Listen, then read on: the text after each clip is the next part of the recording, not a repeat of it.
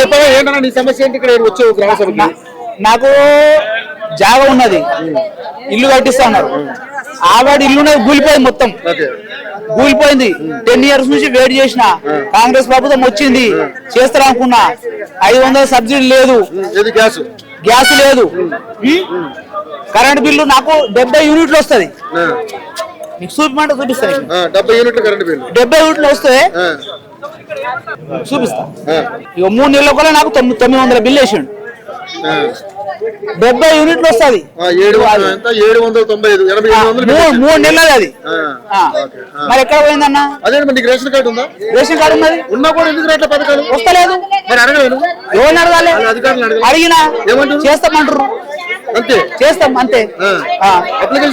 Application పెట్టిన అన్ని ఉన్నాయి. అప్లికేషన్ ప్రభుత్వం వచ్చి 13 నెలలు అవుతుంది, మరి ఇంకా రాకపోవడం ఏంది?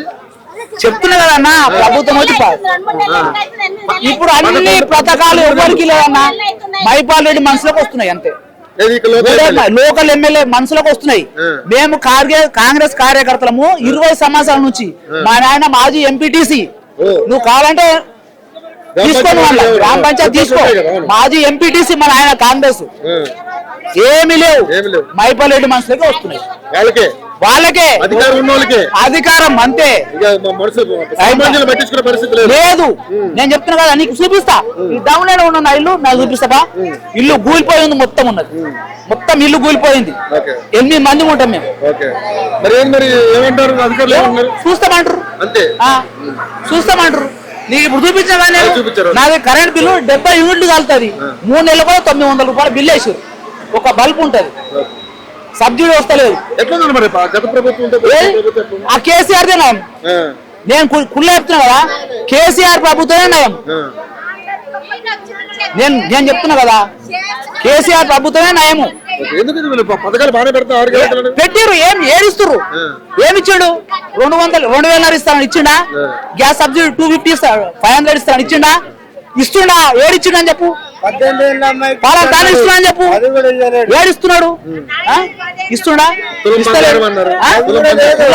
దేవుడు ఎరుగు. ఆయన 1,00,000 రూపాయలు ఇచ్చాడు. ఆ కేసీఆర్ 2 కాలు మొక్కాలే, నా బిడ్డ పెళ్లి చేస్తే 1,00,000 రూపాయలు ఇచ్చిండు, తీసుకున్నా.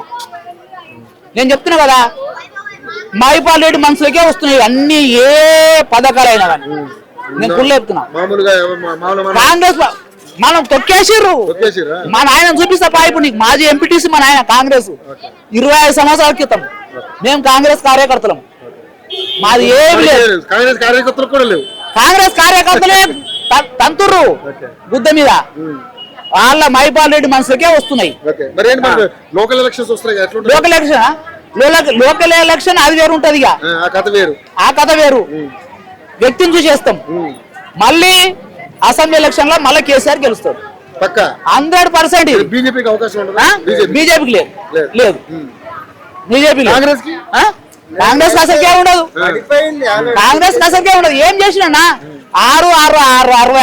13 నెలలు అవుతుంది కదా, ఇంకా టైం 13 నెలలు అన్నావు కదా, ఓకే ఒప్పుకున్నా. 13 నెలలు ఏమిచ్చాడు? రైతు భరోసా అన్నాడు. అప్పులు మరి కేసీఆర్ చేసిండు, ఇచ్చిండు కదా. అప్పులు చేసినావు నువ్వు అప్పులు చేస్తలేవా? నువ్వెన్ని అప్పులు చేయలే? ఇప్పుడు దావోస్ లో కూర్చున్నావు, ఎన్ని అప్పులు చేస్తున్నావు?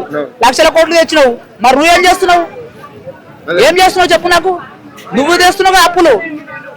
నేను కేసీఆర్ గొప్ప అంటలే. కేసీఆర్ అప్పులు తెచ్చిండు, పెట్టిండు, తిన్నాం. నువ్వు అప్పులు తెస్తున్నావు, నువ్వేం చేస్తున్నావు? ఎవరు పెడుతున్నావు అది చెప్పు. రైతు భరోసా ఇంత ఇస్తున్నావు, 12,000 ముద్ర కట్టినావు. ఏం చేసిండు చెప్పు. నేను కాంగ్రెస్ కార్యకర్తను 30-40 సంవత్సరాల నుంచి. మా నాయన మాజీ ఎంపీటీసీ. లేదు, మాకు అస్సలు న్యాయం జరుగుతుంది. ఇది లైవ్ చేయి తప్పకుండా. రేవంత్ రెడ్డి సార్ కొంచెం బుద్ధి వచ్చినట్టు చెప్పుండ్రు. అయ్యా మరి ఇది ఇట్లా అని చెప్పు.